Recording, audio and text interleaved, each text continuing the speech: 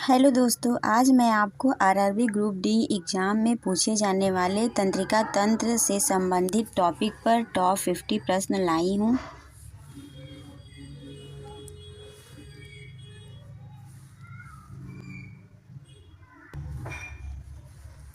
तंत्रिका तंत्र की सबसे छोटी इकाई क्या है? तंत्रिका तंत्र की सबसे छोटी इकाई न्यूरॉन है। मानव शरीर की सबसे लंबी कोशिका कौन सी है? मानव शरीर की सबसे लंबी कोशिका तंत्रिका कोशिका है। न्यूरॉन के किस भाग में केंद्रक पाया जाता है? न्यूरॉन के कोशिका काय में केंद्रक पाया जाता है। सूचनाएं न्यूरॉन में सबसे पहले किसके द्वारा ग्रहण की जाती है? सूचनाएं सबसे पहले डेंड्राइट्स में ग्रहण की जाती है। दो न्यूरॉन के बीच के संपर्क बिंदु को क्या कहते हैं? दो न्यूरॉन के बीच संपर्क बिंदु को सिनेप्स कहते हैं। एक्सोन के चारों ओर पाई जाने वाली सुरक्षात्मक परत का नाम क्या है? सुरक्षात्मक परत का नाम माइलिन शीथ है। तंत्रिका आवेग किस रूप में चलते हैं? तंत्रिका आवेग विद्युत रासायनिक के रूप में चलते हैं। प्रतिवर्ती क्रिया का नियंत्रण किसके द्वारा होता है? प्रतिवर्ती क्रिया का नियंत्रण मेरुरज्जु द्वारा होता है। तंत्रिका कोशिका में कोशिका विभाजन क्यों नहीं होता? क्योंकि इसमें सेंट्रोसोम नहीं होता। संवेदी न्यूरॉन का क्या कार्य है?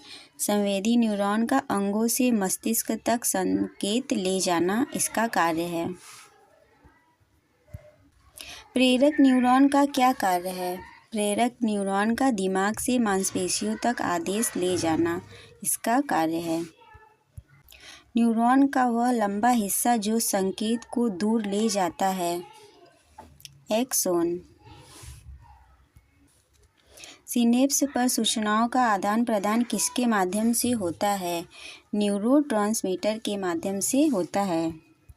रैनवियर के नोड्स कहाँ पाए जाते हैं? रैनवियर के नोड्स एक्सोन पर पाए जाते हैं। माइलिन शीथ का निर्माण कौन सी कोशिकाएं करती हैं? इसका निर्माण श्वान कोशिकाएं करती हैं। मस्तिष्क का कौन सा भाग शरीर का संतुलन बनाता है? मस्तिष्क का कौन सा भाग शरीर का संतुलन बनाता है? सेरिबैलम बनाता है। एसिटाइल कोलिन क्या है? यह एक प्रकार का न्यूरोट्रांसमीटर है। तंत्रिका तंत्र के अध्ययन को क्या कहा जाता है? तंत्रिका तंत्र के अध्ययन को न्यूरोलॉजी कहा जाता है। क्रेनियल तंत्रिकाओं की संख्या कितनी है? क्रेनियल तंत्रिकाओं की संख्या 12 जोड़ी है। स्पाइनल तंत्रिकाओं की संख्या कितनी है? स्पाइनल तंत्रिकाओं की संख्या 31 जोड़ी है। मस्तिष्क के किस भाग को छोटा दिमाग कहा जाता है? अनुमस्तिष्क को छोटा दिमाग कहा जाता है। अनैच्छिक क्रियाओं जैसे श्वसन और हृदय की गति को नियंत्रित कौन करता है? इसको नियंत्रित मेडुला ऑब्लांगेटा करता है। बुद्धि और स्मृति का केंद्र किसे माना जाता है? बुद्धि और स्मृति का केंद्र सेरेब्रम को माना जाता है। ईईजी का प्रयोग किसकी जांच के लिए किया जाता है? ईईजी का प्रयोग मस्तिष्क की जांच के लिए किया जाता है। तंत्रिका तंत्र की उत्पत्ति भ्रूण के किस परत से होती है? यह एक्टोडर्म की परत से होती है।